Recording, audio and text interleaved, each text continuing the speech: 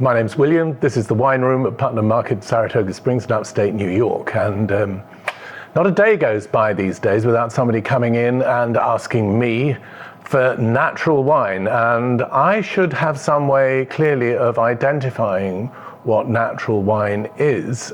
And unfortunately, I don't. Part of the problem is that wine simply isn't natural.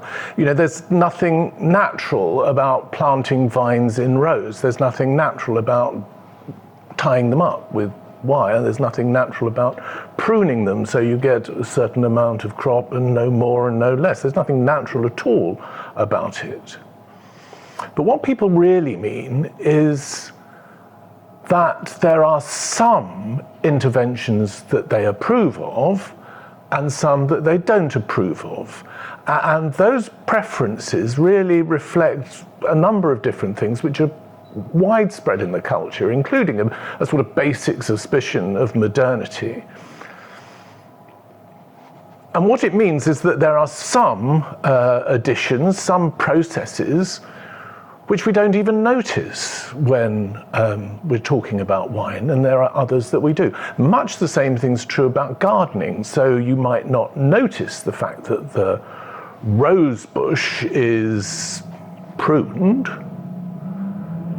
but you'd probably notice if someone had spilled Groundup over part of the lawn, and you might approve of one and disapprove of the other. And that would very much be a reflection of your personal beliefs and which things are at the front of your mind.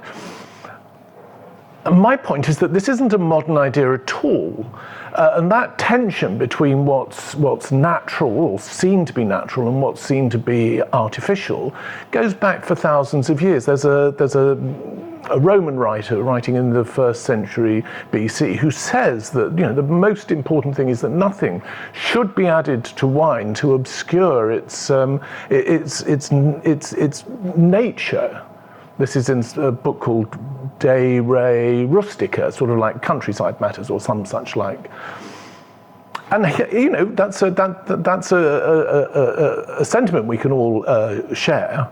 But what we perhaps can't share is that he goes on to say the things that you should add to wine in order to preserve its natural character, which includes sugar and seawater. He didn't see those as additions. I think we might.